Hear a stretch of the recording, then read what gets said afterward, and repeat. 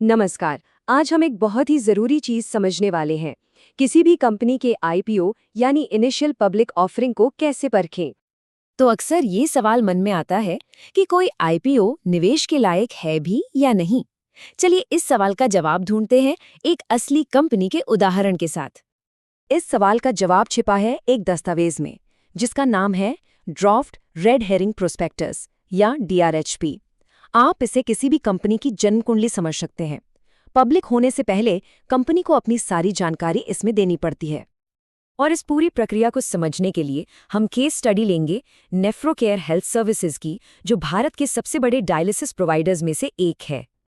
तो चलिए सबसे पहले ये देखते हैं कि ये आईपीओ आखिर है क्या और कंपनी जनता को असल में क्या ऑफर कर रही है। तो ये पैसा जाएगा कहाँ? डीएचआरपी हमें बताता है कि आईपीओ से जुटाए गए पैसे का इस्तेमाल दो मुख्य कामों के लिए होगा। पहला, ग्रीनफील्ड यानी बिल्कुल नए डायलिसिस सेंटर खोलकर अपना नेटवर्क बढ़ाना, और दूसरा, कंपनी के रोजमर्रा के कामकाज और दूसरी जरूरतों को पूरा करने के लिए। आगे बढ़ने से पहले एक बहुत जरूरी बात, ये विश्लेषण सिर्फ और सिर्फ शैक्षिक मकसद से किया जा रहा है। ये किसी भी तरह की कोई निवेश की सलाह नहीं है। ठीक है, तो अब जरा कंपनी के अंदर झांकते हैं। आखिर ये नेफ्रोकेयर है कौन और करती क्या है? और इसकी कहानी भी काफी दिलचस्प है। कंपनी की नींव ही एक मरीज के अनुभव पर रखी गई थी, जिसका मकसद था भारत में डायलिसिस मरीजों की देखभाल में जो कमियां हैं उन्हें दूर करना। तो इनका काम करने का तरीका क्या है? इनके 3 मेन बिजनेस मॉडल्स हैं। ये अस्पतालों के अंदर अपने क्लिनिक चलाते हैं, इनके अपने स्टैंड अलोन क्लिनिक भी हैं, और ये सरकार के साथ मिलकर पब्लिक प्राइवेट पार्टनरशिप यानी पीपीपी मॉडल पर भी काम करते हैं। अब जरा इस नंबर पर गौर कीजिए, 176।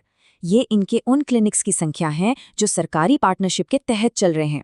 इससे पता चलता है कि सरकारी कार्यक्रम इनके नेटवर्क का कितना बड़ा और अहम हिस्सा है। अब बात करते हैं पैसों की।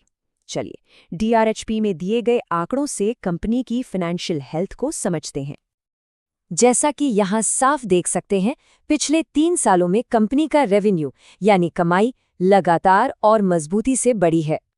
और ये चार्ट एक बहुत बड़ी कहानी बताता है। देखिए, 2023 में जहां कंपनी को प्रति शेयर घाटा हो रहा था, वहीं अगले 2 सालों में वो मुनाफे में आ गई। ये एक बड़ा टर्न अराउंड है। लेकिन यहाँ एक सवाल उठता है, क्या ये जो मुनाफा दिख रहा है वो पूरी तरह से कंपनी के कोर बिजनेस यानी उसके असली काम से आ रहा है? तो डीआरएचपी में जब हम और गहराई में जाते हैं तो पता चलता है कि हाल की कमाई का एक हिस्सा पुरानी देनदारियों को बट्टे खाते में डालने यानी राइट ऑफ करने से आया है। आसान भाषा में ये कोई रेगुलर कमाई नहीं है, बल्कि एक तरह की वन टाइम इनकम है। ठीक है, अच्छी बातें तो हो गईं, लेकिन हर सिक्के का दूसरा पहलू भी होता है। अब बात करते हैं रिस्क्स की। कंपनी को डीआरएचपी में अपने सारे संभावित जोखिम बताने पड़ते हैं।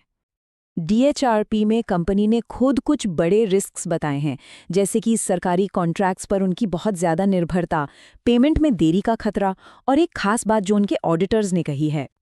अब ये थोड़ा टेक्निकल है, लेकिन बहुत ज़रूरी है। ऑडिटर ने अपनी रिपोर्ट में लिखा है कि कंपनी के अकाउंटिंग सॉफ्टवेयर में ऑडिट ट्रेल फीचर, जो हर लेनदेन में हुए बदलाव का डिजिटल रिकॉर्ड रखता है, पूरे साल ठीक से एक्टिव नहीं था। ये एक चिंता का विषय हो सकता है, क्योंकि इससे फाइनेंशियल ट्रांसपेरेंसी पर सवाल उठ सकता है। तो चलिए अब तक की सारी जानकारी को एक साथ रखकर देखते हैं, इस आईपीओ में क्या अच्छी बातें हैं और किन बातों पर ध्यान देने की जरूरत है। तो एक तरफ हैं ग्रीन फ्लैग्स, जैसे कि कंपनी अपने सेक्टर में मार्केट लीडर है और उसकी ग्रोथ मजबूत है, और दूसरी तरफ हैं रेड फ्लैग्स, जैसे ऑडिटर का नोट, सरकारी कॉन्ट्रैक्ट्स पर निर्भरता और वन टाइम इनकम से बढ़ा हुआ मुनाफा। तो देखिए, हमने जिस तरीके से नेफ्रोकेयर को एनालाइज किया, पहले ऑफर को समझा, फिर बिजनेस, फिर फाइनेंशियल्स और आखिर में रिस्क्स, यही फ्रेमवर्क किसी भी आईपीओ पर लागू किया जा सकता है। तो अब जब सारी तस्वीर हमारे सामने है, तो एक निवेशक के लिए अगला कदम क्या होना चाहिए? हमेशा याद रखें, ये डीआरएचपी सिर्फ शुरुआत है। ये आपकी अपनी रिसर्च और किसी फाइनेंशियल एडवाइजर से सलाह लेने का एक स्टार्टिंग पॉइंट है, आखिरी फैसला नहीं। इस चर्चा में शामिल होने के लिए धन्यवाद। कृपया ध्यान दें कि यह सारी जानकारी केवल शैक्षिक मकसद से है और इसे किसी भी तरह की वित्तीय सलाह न समझा जाए। निवेश से पहले हमेशा एक सीबी रजिस्टर्ड सलाहकार से सलाह जरूर लें।